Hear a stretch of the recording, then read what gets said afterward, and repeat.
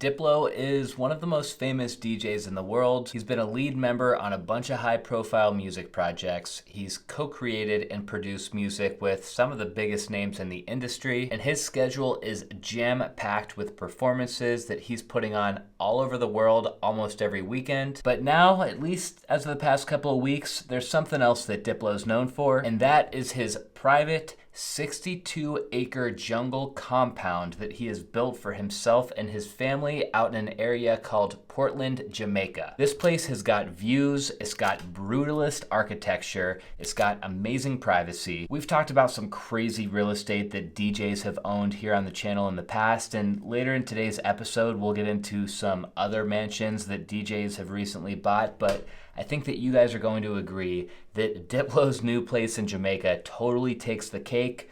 Let's take a look. Okay, so Architectural Digest is where I first discovered this house. Shout out to AD. They're covering some of the coolest houses all around. They've been doing it forever. These guys are like the OGs. You guys are gonna see that the three dominant notes or themes throughout this house are concrete, wood, and greenery.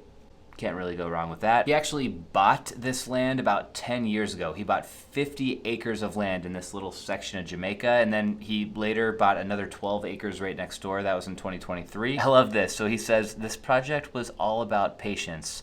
Yeah, that's kind of how it goes when you're building a house. You really get your patience tested, but at the end, it's usually worth it once you see the finished product. This is one of the most epic angles of the house. It's just like tucked there into the jungle. All the concrete's exposed. It's a lot of levels, so that would kind of suck if you lived here because you'd be climbing stairs like all day no matter where you wanted to go. And this is crazy. So the designer and the architect, the way that they figured out kind of like the lay of the land and how to develop this house was they walked around the land with a machete just clearing paths and kind of figuring out like where the high points were and where the low points were and where the plants that they wanted to feature were and stuff like that. So here's his outdoor dining area. I guess this big table was a special commission. They talk about that down here in the description, but a lot of really cool shadows are cast around this property, both inside and out, which is another thing I'm a huge fan of. And look, one thing I've learned from putting these videos out is there's a lot of people who are not a fan of the brutalist style of architecture. Like when we talked about the Jay-Z and Beyonce house that sold for like $200 million 6 months back or something. Here, on the other hand, yes, you've got the board form concrete walls throughout and a lot of stone on the floor and stuff like that,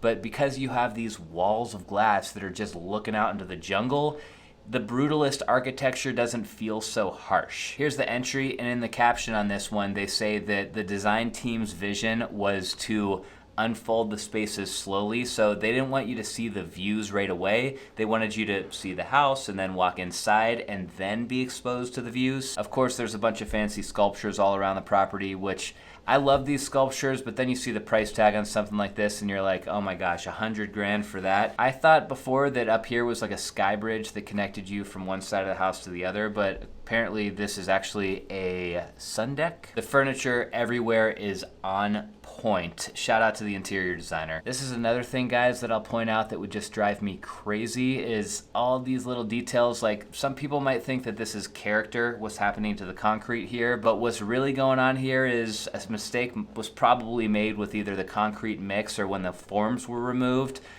I don't know, that's the type of stuff that just drives me crazy as a builder myself, but I'm sure he already was dealing with 1,000 other issues with this house and he probably just said, there's some imperfections, we'll just roll with it. The living room feels like it's just floating over the trees. Here's another probably $100,000 sculpture of a rock sitting on top of another rock. And how about that for a library? Like, just imagine going in here, pouring a little glass of whiskey, climbing up the stairs, grabbing a book. Very cool powder bathroom. Master bedroom, another killer job with the furniture, although I don't personally love that headboard. It's just my 2 cents. Look at this desk. So this is actually in the corner of the master bedroom, but it just feels like you're outside. You can only tell that you're inside because of the slider tracks here in the background. Then since this is Diplo, we've got a recording studio. The place has got a home gym and a rock wall. And yeah, look, the living room is cantilevered over the swimming pool, and I love how this caisson right here just goes right down into the water. Routed out with a picture of Diplo on his horse, living his best life. Like, Could you imagine what he's feeling right now? If you're wondering who this Diplo guy is and how the heck he can afford a compound like this in Jamaica that he probably spent tens of millions of dollars on, let's just put it this way, there's a lot of money to be made being a DJ. Like I said at the start of the video, Diplo is a very busy guy. Just look at the tour dates on his website. He's playing shows almost every weekend in places like Alaska, Las Vegas, Athens, Ibiza, Prague, Paris, Montreal. It's crazy, the list just goes on and on. But according to a few different people on Google who claim to have insider information on this kind of thing, a DJ like Diplo can bring in several $100,000 for a single night performance. And what's even crazier is that most of these performances only last like an hour or two. So yeah, when you're making that much money per show and you're playing a few shows per week, your net worth is gonna stack up pretty quick. Diplo's is estimated to be around $70 million as of the last report. Like I mentioned before, Diplo is not the only DJ who is spending big money on real estate. It seems like these DJs just kind of have a thing for spending some of their fortune on mansions. So this one here used to belong to the DJ Zedd. We've talked about this exact house in the channel in the past. This place sold for $18.35 million, and it's honestly one of the most amazing pieces of modern architecture in all of LA, in my opinion. I mean, it's not perfect, but it's pretty freaking awesome. Another one is Steve Aoki. So he's got a pretty crazy house in Las Vegas. Architectural Digest did a feature on this one a little while back too. I don't know how much he paid for this house. I don't know what it's worth or how much he put into it. Look at that island right there in the kitchen. But this house is pretty awesome, and apparently this is kind of like Aoki's safe haven, he says. Like, I guess he doesn't even throw a bunch of really big parties here. He has thrown parties here, but he tries to just lay low and look at this as kind of like his place where he can just chill out and get away from all the madness, because I'm sure being a DJ is pretty crazy and pretty loud and pretty exhausting. So to have a little place that you can call home that feels a lot more zen is nice. But then he's got these other funky details, like look, it looks like someone graffitied the walls inside of his master shower.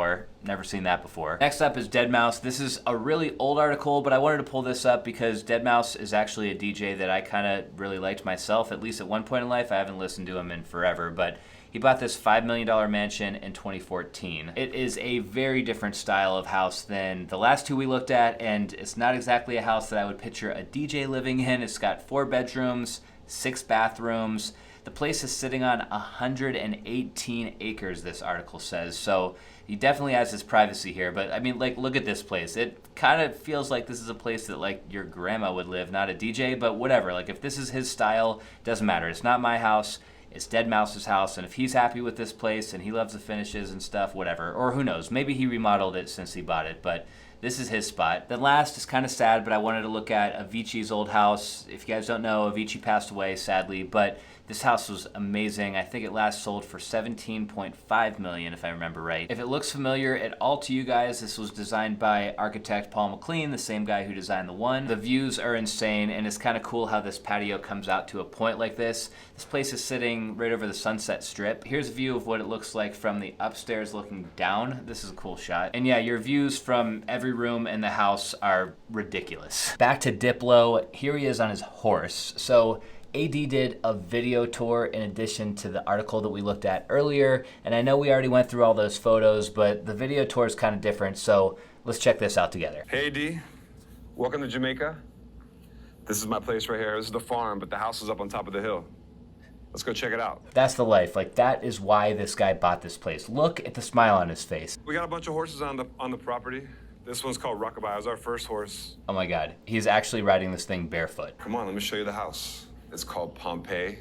We're here in Portland, Jamaica. This is the entryway. I love that you can walk through the house and you already see a sort of picture of what we have, the wilderness of Jamaica. That is cool. Like, anytime you're able to walk into a house and you get some glimpses of like the interior finishes, the exterior finishes, and then the landscape that's surrounding the property all in the same view, I don't know. That I've always really loved that. I found a 50-acre piece of land, and I had a vision for what I wanted to build, and 7 years later, we've got it finished, and it's really a beautiful place. It's what I call my home away from home. It was definitely a complicated build. It would be fun to know what like some of the local contractors thought about having to work on this place. The mural is made by Sofia Londono. It's plant cells, designed in California, and then she came with all the pieces here and laid it out and put it on a wall for us. And it's one of my favorite parts of the house. It's also an outdoor shower, so you can just stand there and relax and cool off. Awesome looking outdoor shower. It's gonna take you like an hour to actually rinse off under that little stream of water, but it definitely looks cool. Everything's open here. Even the kitchen opens right up to the pool. You cook some food here, serve it on this beautiful table. This is some of the produce that we do grow here on the property. We have some papayas, a lot of pineapples grow here, and some oranges, and we have 1,000 bananas. I pulled all these up out of the tree today for you guys. We'll make some banana bread later. Imagine having that many bananas and pineapples and potatoes and things that are constantly just coming out of your farm. You don't want this food to go to waste, and that's the most stressful thing. It's like, okay, you go through all this effort to grow this amazing crop, and then it just spoils before you can even eat it. So yeah, hopefully he's getting this food out to the people in the community before it goes bad. Right there is the Caribbean Sea. If you look on a clear day, you can see Cuba. You can entertain here. My children like to come here and play on the piano when they get in. And when it's really hot, we jump off this balcony into the pool. Come on. Do a little backflip for you guys.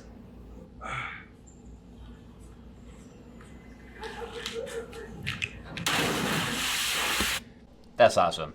All right, here we are. This is my bedroom, the primary bedroom. It's hot in Jamaica. It's really hot. In the summer times, it's like over 100 degrees. Even in the winter times, you're like 70, 80 degrees. So we like to open up all the windows. We made sure we could do that when we built this house. So there's always a breeze coming through here. It's weird. That looks awesome, but all I can think about in a situation like this is, yeah, you can open up all the windows to get a breeze coming through the house, but you're also opening up all the windows when you live on a farm. And what's gonna come into the house along with that breeze? Probably a lot of nasty bugs that you don't want in the house, but whatever. I guess that's just something you gotta live with if you're living in a house like this. Let's go check out the studio. This is the part that pays for the whole house. This is where the music is made, the magic is made. This is the live room of Pompeii Studios. We only opened up a couple months ago, so I'm mostly in the mixing room mixing as a producer, but I've played some piano on a couple records. We've had a couple guys here recording. One big Jamaican artist, Chronix, was here. He's also a neighbor of mine. If you're Diplo and you're building a mansion for yourself, obviously you've got to have a studio. He goes on to get into a bunch of detail about all the instruments and stuff in here. He actually has a bedroom in this studio. There's a lounge area for people to chill out in the studio, but it's a pretty cool tour. If you guys want to see the whole thing, I'll link to it down in the description. Now look guys, I do have to address that there has been some backlash about this whole Diplo showing off his new Jamaica house thing. Not everybody is exactly in support of it. First of all, there's a batch of people who are expressing outrage over him owning property in Jamaica to begin with and riding around on his horse out there, saying that it reeks of colonialism. I'm not gonna lie, I didn't even know exactly what colonialism was. I've never heard that word before, but Google says it's the practice of acquiring full or partial political control over another country. Yeah, I don't really think that Diplo's trying to do that here. I think he's just trying to find a chill place to live. Some Jamaicans criticized his choice of architecture style, specifically the fact that he went for this Brazilian architecture and he used non-Jamaican designers for the estate's development. I'm not exactly sure how I feel about that one because, like, let's think about it. If you were building a house in Beverly Hills, people wouldn't expect you to just use a Beverly Hills architect. Like, you're gonna pick whoever the best architect is for that job. It doesn't matter if they're from Japan or anywhere. You're just gonna pick whoever's the best fit. So yeah, I don't know about that. And credit to Diplo, he did use a Jamaican builder called Relmac Construction for this build, so at least most of the work itself was done by locals over the course of the 2 years that it took to build. The rest of the people upset by all this seem to be more the local crowd who are just saying that Diplo and other celebrities who are buying crazy properties like this one is only making Jamaica less affordable for those locals. That's a totally valid point, and this is something that I personally can relate to. Out here in Scottsdale, we've had people from California moving into Scottsdale for like the past 4 or 5 years, and they have driven the real estate prices up like crazy. Like out here, you used to be able to buy an entry-level home for like $250,000 or $300,000, and that wasn't all that long ago. But nowadays, that same exact entry-level house in the city is going to cost you $600,000 or $700,000. It's pretty ridiculous, and it has made it a struggle for locals who are trying to buy a house. I've got mixed feelings about Diplo building his compound in Jamaica, but I will say this: he did build an awesome house, that's for sure. I hope that you guys enjoyed today's episode. If you did, don't forget to hit the subscribe button down below before you leave. I'll see you next week.